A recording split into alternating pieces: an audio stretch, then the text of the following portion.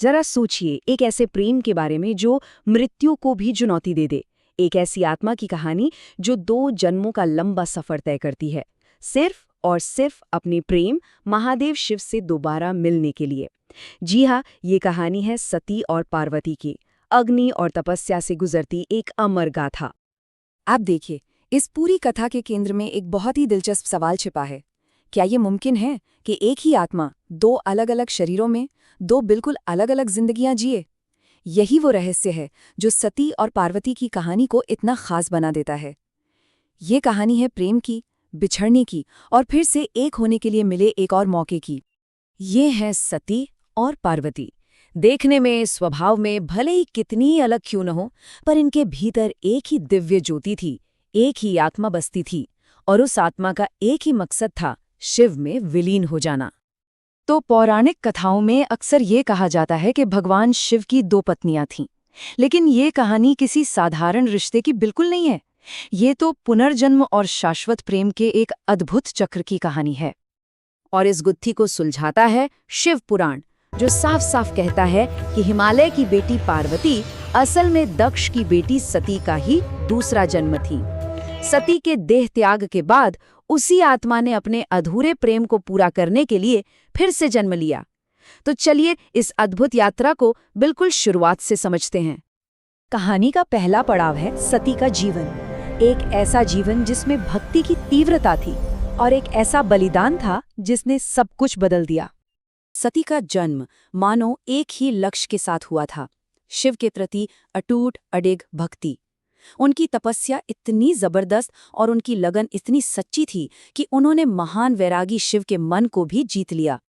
लेकिन उनके इस पवित्र रिश्ते के रास्ते में एक बहुत बड़ी दीवार थी, और वो थे सती के पिता, शक्तिशाली प्रजापति दक्ष, जो शिव से नफरत करते थे।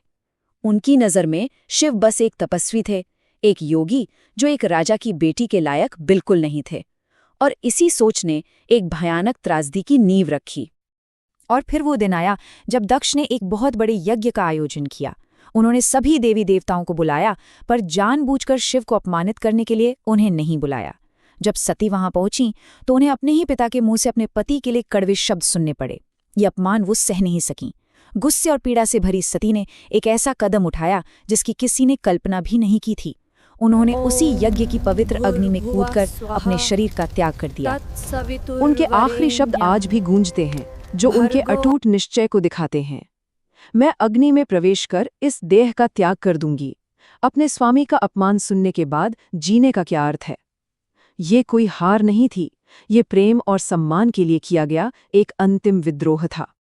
लेकिन सती के इस दुखद अंत से एक नई उम्मीद का जन्म हुआ। उनकी आत्मा ने अपने अधूरे प्रेम को पूरा करने के लिए एक बार फिर जन्म लिया, इस बार पार्वती के रूप में। पर इस नए अवतार में एक बहुत बड़ा फर्क था। जहां सती के भक्ति में एक आवेग था, एक तीव्रता थी, वहीं पार्वती के नजरिए में एक दृढ़ संकल्प और गहरा विवेक था। ऐसा लगता है जैसे उन्होंने अपने पिछले जन्म के अनुभव से बहुत कुछ सीखा था। पर्वतराज हिमालय की बेटी के रूप में जन्मी पार्वती की किस्मत पहले से ही लिखी जा चुकी थी। उनका मिशन था सती के जाने के गम में गहरे ध्यान में डूबे शिव के दिल को फिर से जीतना। लेकिन ये रास्ता बिल्कुल भी आसान नहीं था। उन्हें एक देवता को उनके बनाए अकेलेपन से बाहर जुलाना था। पार्वती ने यह साबित कर दिया कि उनका इरादा सती से जरा भी कम नहीं था। उन्होंने शिव को पाने के लिए तपस्या का वो रास्ता चुना जो हमारी कल्पना से भी कहीं ज्यादा मुश्किल था। सोचिए, उन्होंने महल के सारे सुख आराम छोड़कर पेड़ों की छाल पहन ली। हजारों सालों तक उन्होंने गर्मियों की चिलचिलाती धूप और सर्दियों की जमा देने वाली ठंड को सहा। और इन सबसे मुश्किल था शिव की शुरुआती उदासीनता का सामना करना, जो अपनी गहरी समाधि से बाहर आने को तैयार ही नहीं थे। उनकी तपस्या सिर्फ शिव को पाने के लिए नहीं थी, ये अपनी अंदरूनी शक्ति को जगाने का एक तरीका था। उन्होंने शिव से कहा, हे शिव, अपनी तपस्या की शक्ति से मैं अपनी आत्मा की शक्ति को जगाऊंगी। यही वो प्रकृति है जो हर चीज को बनाती है, उसे पालती है और उसका विनाश भी करती है। वो समझ चुकी थी कि शिव के बराबर खड़ा होने के लिए उन्हें अपनी खुद की दिव्यता को पहचानना होगा।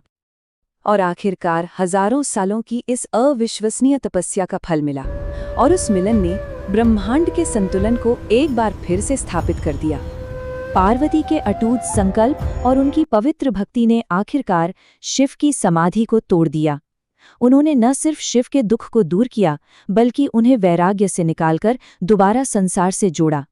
ये सिर्फ दो आत्माओं का मिलना नहीं था, ये तो ब्रह्मांड के बिगड़े हुए संतुलन का फिर से ठीक होना था। और इस तरह ये चक्र पूरा हुआ, सती के जन्म से लेकर दक्ष के यज्ञ में उनके बलिदान तक, फिर पार्वती के रूप में उनका दूसरा जन्म, उनकी वो अविश्वसनीय तपस्या और आखिर में शिव से उनका महामिलन। ये एक आत्मा की अपनी नियति को पाने की एक अविश्वसनीय यात्रा है। ग्रंथ पार्वती के चरित्र को एक विशाल वट वृक्ष यानी बहुत बड़े बरगद के पेड़ जैसा बताते हैं, जो सबको छाया और जीवन देता है। ये कोई साधारण उपमा नहीं है, ये उनके उस स्थिर और दिव्य स्वभाव को दिखाती है जिसे उन्होंने अपनी कठिन तपस्या से हासिल किया था। आखिर में सती और पार्वती की कहानी शायद हमें एक ही बात सिखाती है कि सच्चा प्रेम कोई पैसिव फीलिंग नहीं, बल्कि एक एक्टिव फोर्स है। ये एक ऐसा संकल्प है जिसमें दृढ़ता, त्याग और यहाँ तक कि एक जीवन की सीमाओं से भी आगे जाकर लड़ने का साहस चाहिए। तो संकल्प, पुनर्जन्म और पुनर्मिलन की ये शाश्वत कहानी हमें प्रेम और जीवन के असली उद्देश्य के बारे में क्या सिखाती है, इस पर सोचना वाकई बनता है।